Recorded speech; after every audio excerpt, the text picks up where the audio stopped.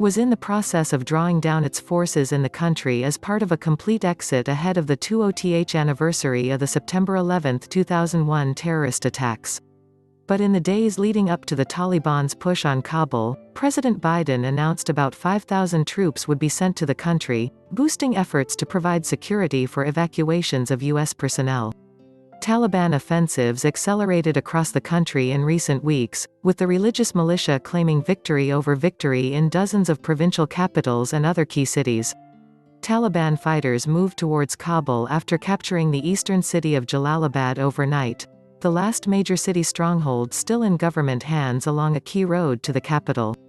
The Taliban's advance on the Afghan capital came as helicopters landed at the U.S. Embassy early Sunday, the Associated Press reported.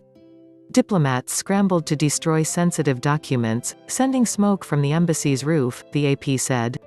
One resident of Kabul, who NPR is not identifying to protect their personal security, described a chaotic situation in Kabul as Taliban forces neared the city. Right now, the thieves, robbers, all the looters are out and trying to loot cars. Whichever are traveling right now, the woman said.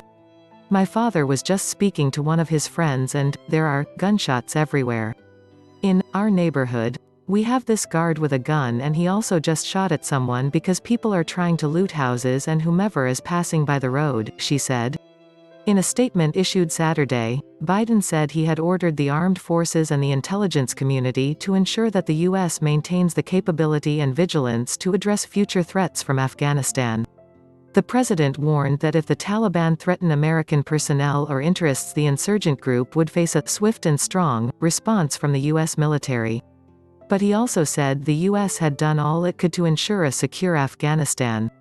Over our country's 20 years at war in Afghanistan, America has sent its finest young men and women, invested nearly $1 trillion, trained over 300,000 Afghan soldiers and police, equipped them with state-of-the-art military equipment, and maintained their air force as part of the longest war in U.S. history, Biden said. 1 more year, or 5 more years, of U.S. military presence would not have made a difference if the Afghan military cannot or will not hold its own country.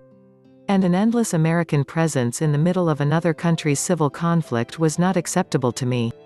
Early Sunday, the White House had not yet responded to the news that Kabul had been overtaken and that a transfer of power appears as being negotiated. Copyright 2021 Nepalese rupees. To see more, visit https://www.npr.org.